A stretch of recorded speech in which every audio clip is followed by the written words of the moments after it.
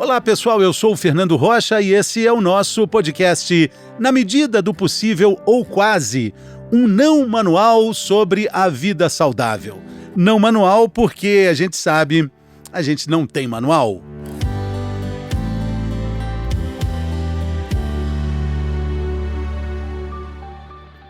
Flexibilidade emocional. A gente vai falar sobre isso, como essa flexibilidade emocional pode te ajudar nas relações sociais, nas relações profissionais, nas relações emocionais e também na relação com a gente mesmo. O ponto de partida é o entendimento de que a gente é o resultado de um conjunto de coisas diferentes, de coisas múltiplas. E aí, de certa forma, essa flexibilidade já existe em todos nós, ou deveria existir. Bom, quem fala sobre isso conosco nessa semana é o palestrante e escritor, psicólogo, mas principalmente um tradutor do nosso tempo. Eu sou muito fã, meu querido Rossandro Klingen. Bem-vindo, Rossandro. Ô, Fernando, tudo bem? Obrigado pelo carinho da acolhida, cara. Você falando aí sobre o não manual, sabe o que eu lembrei antes de responder a tua pergunta, né? Eu tinha uma paciente que ela era a gestora de uma grande franquia de sanduíches bem conhecida mundialmente. Eu não vou dizer o nome, mas as pessoas devem imaginar alguma daquelas que a gente conhece, né? E nessa franquia tem um livro, que é um livro gigantesco, que tem resposta para qualquer coisa. Tipo, e se assim que eu entregar a batatinha para o cliente ele vomitar em mim? Aí tem um procedimento, né? E quando ela ia fazer terapia comigo, ela fazia, eu queria tanto que tivesse um manual desse para o comportamento humano, e não tem. Então eu acho que é muito legal. É o desmanual mesmo, não tem um manual, e isso que torna a gente rico, né? Essa que é a maravilha da vida, né? A gente não tem manual, né? A gente não é uma florestinha de eucalipto clonada, quando a gente vai de São Paulo para Campinas tem um bocado, né? A gente não é uma florestinha de eucalipto clonada, a gente parece muito mais com a Mata Atlântica, cada árvore de um tamanho, de um jeito, de uma cor, e isso é a beleza dessa diversidade que nós temos. Mas você fez uma provocação que é, ok, a gente tem isso como base, mas por que não se manifesta? Porque assim, de fato nós somos, inclusive no Brasil, sobretudo, um país multirracial como nenhum do mundo. A nossa base por si só é uma base multirracial, multicultural, mas a gente tem também, a gente sabe que existe o establishment, né? Aquela cultura dominante. Então, essa cultura dominante, ela tenta criar uma narrativa sobre o que é e o que não é certo e, de certo modo, inibir qualquer coisa que seja dissonante disso. E aí vem essas guerras culturais, tanto dentro de um país, entre classes sociais, entre visões de mundo político, ou essa também visão entre mundo ocidental e mundo muçulmano, ou mundo ocidental versus países autocratas como China. Para onde a gente for, a gente vai observar essa dinâmica psicológica que acontece desde casa, quando, por exemplo, o pai diz assim, você tem que ser médico porque eu sou médico, não vai fazer teatro porque você não é louco, né? Mesmo com a pessoa manifestando toda aquela capacidade artística, até uma questão geopolítica. A dinâmica é muito essa, assim, existe uma diversidade, mas nem tudo que é diverso é valorizado. Além do que, muitas vezes, o que é diverso é encarado pelo outro como uma ameaça. De repente, por exemplo, a minha forma de ver o mundo pode fazer com que você se sinta ameaçado na sua crença, na sua visão de mundo. E aí você chega a uma decisão com o teu grupo que a única forma de convivência pacífica no mundo é que eu não exista, ou que pelo menos eu me cale, porque a minha forma ameaça você. E aí tem aquela coisa, né, que a gente sabe que existe hoje no mundo todo. Exatamente, é o que a gente vive um momento de ruptura, de questionamentos cada vez mais assintosos e fica cada vez mais difícil aquele gesto tão bacana que é o de andar com o sapato do outro, né, Rossandro? É muito difícil calçar o sapato do outro hoje em dia, né? A gente tá com um egoísmo num nível tão alto. Você sabe que as redes sociais são um ambiente de baixa empatia. Tem estudos sobre isso, né? As pessoas, elas manifestam ali coisas que no ao vivo não diriam, olho no olho. Mas ali, disfarçado pelos algoritmos matemáticos, e você pensa que você pode dizer tudo que você pensa. A gente tá num momento de tanto narcisismo e egoísmo e individualismo que eu acho que o povo não tá calçando nem o próprio sapato. É como se eles não tivessem nem pé. Então até o fato de alguém ter pé soa estranho. E claro, num mundo como o nosso, em que a internet e tudo que ela trouxe, que também não é uma demonização, mas é só uma análise sobre o quanto devemos ter cuidado sobre qualquer novidade que possa potencialmente provocar estragos na humanidade, ela deu voz a todos. Inclusive a pessoas que dariam uma grande contribuição com o mundo no silêncio, né? Mas infelizmente falam tudo o que querem, falam para sua plateia, que querem acolher aquela forma de ver o mundo, e basta você ter uma ideia esdrúxula, qualquer que seja, num planeta de já passamos aí dos 8 bilhões, né? Se você tiver a ideia mais absurda do mundo, você vai ter aí no mínimo uns 5 mil seguidores, fanáticos por sua ideia. Então, isso é muita gente no mundo, né? Se você pensar. Antigamente não era bem assim. Hoje nós temos uma praça pública cacofônica, em que quem grita mais é ouvido, sentido, e aí as estratégias também de provocar o escândalo é muito comum, mas ao mesmo tempo a gente já meio que sentiu o preço disso, e de um modo geral já está começando-se a pensar em ajustes, de como a gente pode fazer isso não tornar-se tão tenso, porque parte dessa cacofonia, desse conflito, é justamente em negar a forma como o outro pensa diversa da minha. Isso mostra uma profunda fragilidade. Por exemplo, toda vez que eu, para falar de Rossandro, preciso atacar Fernando, eu estou mostrando o quanto Rossandro é fraco, né? E estou revelando quem é Rossandro. Como Freud dizia, toda vez que João fala de Pedro, João fala mais de João do que de Pedro. Então, toda vez que eu tenho que atacar alguém para tentar crescer, eu estou mostrando o tamanho que eu não tenho. E aí a gente percebe que essa incapacidade de acolhimento da diversidade mostra a pequenez de quem não consegue. E tem uma outra questão também, né, Fernanda, que muita gente acha que acolher a diversidade é concordar com o outro. Não, eu posso discordar com você, mas tem um pacto de convivência global entre nós, seres humanos, e que você pode pensar diferente de mim, ter uma religião diferente, e não impede que você viva no planeta, né? E que você até vá no restaurante que eu vou, e que até a gente vá ver um filme junto com minha pipoca. Eu não tenho que ter essa concordância toda para conviver com as pessoas. E você tem uma definição muito legal quando você fala sobre a diferença entre a tolerância e a reverência. Você não precisa tolerar, mas esse respeito pode ser uma forma de reverência a algo que está completamente fora do seu parâmetro e das suas capacidades. E tem uma coisa que essa reverência nos traz, Fernando, é que ela nos ensina algo que o nosso grupo de base não ensina. Eu não aprendo muito durante muito tempo com quem pensa como eu. Chega um tempo que o que essa pessoa tem que contribuir comigo e eu com ela foi dado. Eu só aprendo com quem diverge de mim. Essa pessoa pode me apresentar outras perspectivas, outros olhares que eu não tenho. Observa, por exemplo, hoje que empresas que têm diversidade, elas são mais produtivas. Por quê? Porque lá tem um monte de gente de diversas colorações de pele, diversas raças, diversas etnias, diversas visões de mundo, orientações sexuais e visões religiosas, formatações familiares e regionais, que permitem, na hora que a gente vai lançar um produto que atinja essa diversidade. No momento em que tem um grupinho fechado, que todo mundo pensa do mesmo jeito, eu vou vender só para aquele grupo. Então, empresas com grau de diversidade alta, elas têm um potencial de criatividade e de rendimento maior. Eu lembro que eu fui 2 vezes na sede da Google Docs em Nova York. Eles têm um rooftop, um terraço lá em cima, que fica ali na ponta da ilha de Manhattan. Você fica vendo a Estátua da Liberdade e atrás o World Trade Center novo. E aí eu fui com minha esposa para tirar uma foto, tomar um café. Fernando, não tinha ninguém parecido com ninguém. Eram indianos, brasileiros, angolanos, russos, tchecos, eslovacos, italianos. O que menos tinha era americano. E olha só, quanto mais diversa a empresa, mais potente tecnológica ela é. E o Google é essa empresa. Então, assim, a diversidade não é uma ameaça. O fato que você pensa diferente de mim não me obriga a deixar de acreditar no que eu acredito e viver a forma do mundo como eu vivo. Mas conversar com você pode me fazer perceber algo que no meu endogrupo eu não percebo. Mas só o exogrupo é que pode fornecer. Então, ao invés de ser visto esse outro como exótico, ameaça, mas como alguém que, respeitado e me respeitando, podemos dialogar e crescer ambos.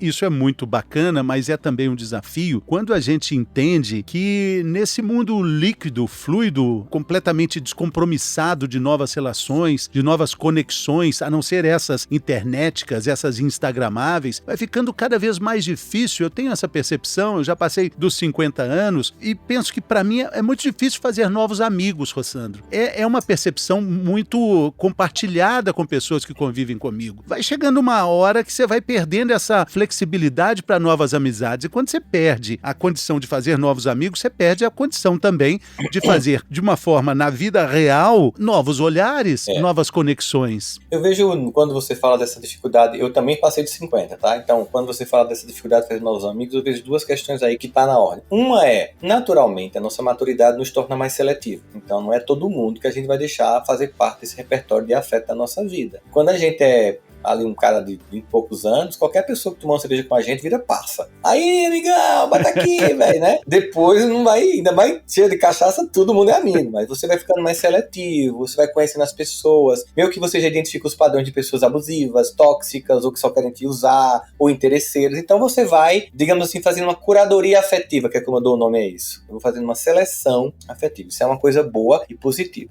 A negativa é você criar uma crença ou aceitar a crença diferença de que você tá ficando velho, enrijecido e que não pode ter flexibilidade. Não, sabe?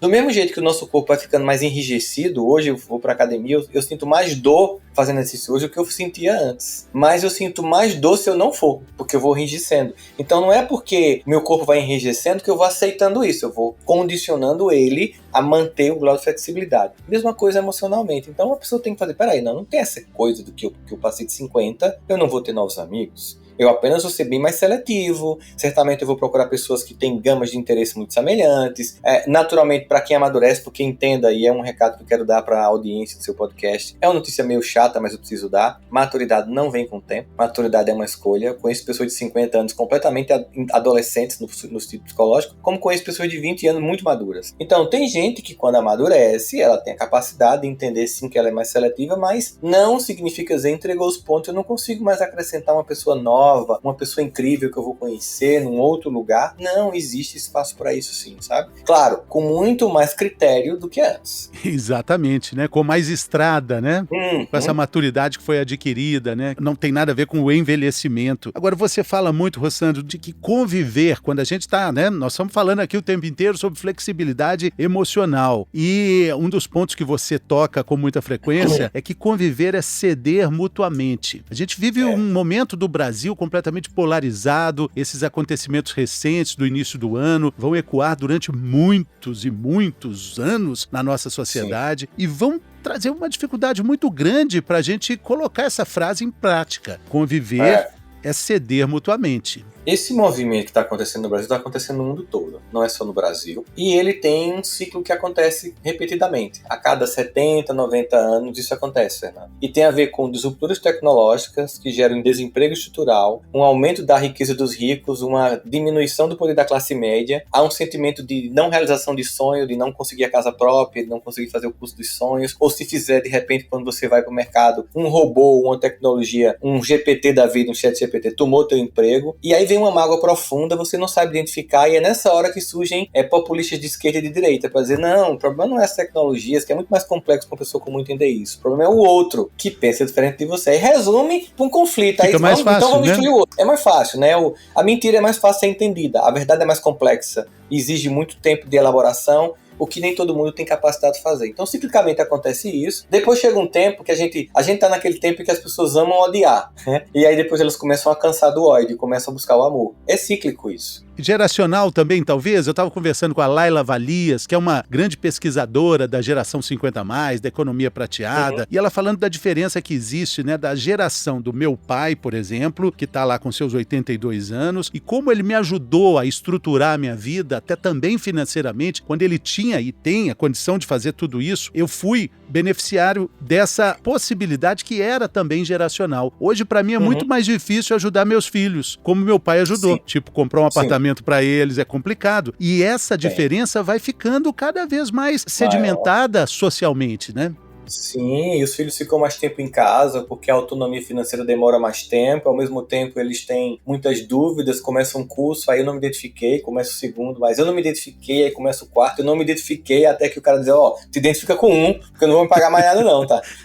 Vê se tu cresce que já passou dos 25 e ainda tá aqui, cara, comendo do meu feijão, pro seu bem, pro seu benefício, vai ganhar autonomia. Então aí daria bola pra gente falar umas 3 horas aqui sobre isso, né, sobre gerações e tal. Mas isso é flexibilidade também. É flexibilidade. A gente sabe que tem sim uma geração que tem outras questões, outras demandas, e também tem uma geração que ela não tem as necessidades que a nossa tinha. A gente tinha uma necessidade muito grande de segurança, né, de uma casa própria, de um emprego, tal, de uma previsibilidade. A geração atual, eles gostam de serem usuários. Sim. Essa geração uberizada, ela quer usar o carro de alguém, ela quer usar a casa de alguém, não quer ter um patrimônio, ela quer poder ter mobilidade. É mais flexível por um lado, mas por outro também, toda geração tem pontos positivos e pontos negativos. E aí, mais uma vez, voltamos à nossa diversidade. Quando você se permitiu aprender com os seus pais, como eu aprendi com os meus, a gente conseguiu fazer uma coisa legal. A gente pegou o que a geração anterior trazia, está tentando oferecer para a geração atual e ela está desperdiçando, tá? Porque eu vejo às vezes muito desperdício, porque eles acreditam acreditam. Há também um sentimento de que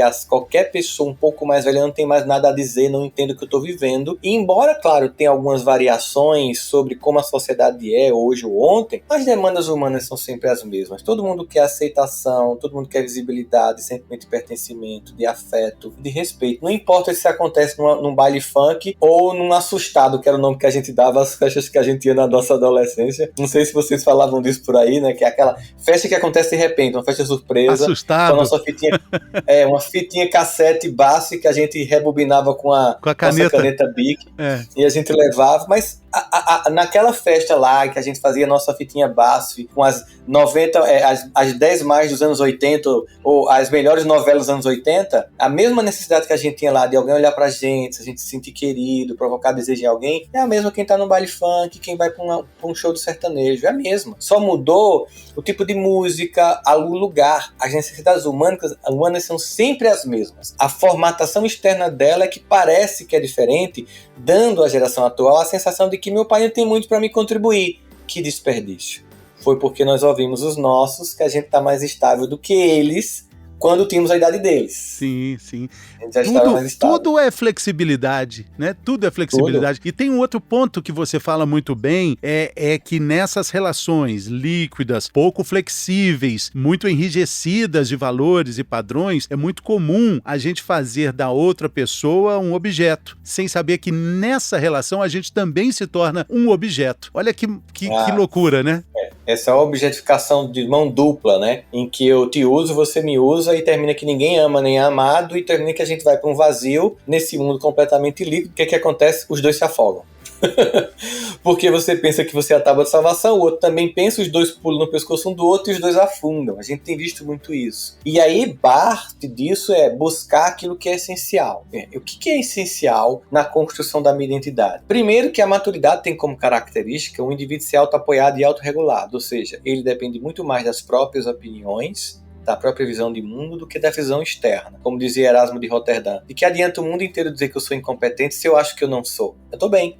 Né? Ou o contrário também é verdade, de que adianta todo mundo me elogiar se eu me sinto um impostor, eu tô mal. Então essa validação interna, esse universo interno é muito importante. Acontece que o mundo, nesse mundo líquido, essa sociedade do cansaço, como diz Byung-Chul Han, é uma sociedade que em nenhum momento te estimula a te conhecer. Quem é você ao silêncio, né? Inclusive o novo livro que a minha querida amiga Pétria Chaves lançou, né? O silêncio que faz com que você se conheça, que você perceba suas emoções. A gente tá sempre, a próxima série, o próximo episódio, a próxima viagem, a próxima balada, o próximo perfume, sabe? E esse sempre o próximo gera um grau de ansiedade absoluto na gente, né? Então isso faz com que a gente nunca esteja no único lugar que é possível construir potência da alma, que é hoje.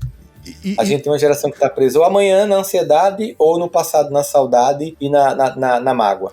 Seus papos com a Pétria Chaves, uma querida amiga, eles são sempre maravilhosos lá na CBN, né? O divã de todos nós, né? O divã de todos nós. É muito bacana, Pétria Chaves, gostaria muito de tê-la aqui. Ela entende muito das coisas da vida, né? E é muito bacana isso, porque quando você fala nesse silêncio, preciso dizer também que o único encontro inevitável, absolutamente imprescindível que a gente tem que ter na vida, com esses 8 bilhões de habitantes que existem na Terra, é com a gente mesmo, né, Rossandro? É com a gente. Acontece, Fernando, que muita gente não quer se enxergar porque o personagem que montou lá fora não corresponde ao indivíduo de fato. E aí há uma dor em se conhecer, né? Tem uma antropóloga americana que diz, a Margaret Mead, aquilo que eu digo que eu sou, aquilo que eu penso que eu sou e aquilo que de fato sou são 3 coisas diferentes. Eu acrescentaria. E aquilo que eu posto na rede social é a 4ª coisa diferente. E age incoerência psicológica. E quem é que danado quer silêncio para descobrir quem é incoerente? Não! Vamos tomar todas, que eu não quero acordar. Eu não quero tomar a pílula da Matrix. Eu vou manter na Matrix, porque se eu acordar eu vou ter um susto. E dói. Dói esse encontro consigo, mas ao mesmo tempo é libertador. Porque se o diagnóstico é ruim, não tem cura sem diagnóstico. Eu nunca vou curar um câncer se eu não souber que eu tenho. Eu nunca vou curar uma alma se eu não souber que ela é infantil. Muito bacana, puxa vida, isso aí foi o Rossandro Klinger, como eu disse, um tradutor do nosso tempo. Rossandro, quero te agradecer imensamente, quero que você diga aí o seu podcast, tem o Divã de Todos Nós e o Cuidando da Alma, Cuidando da Alma.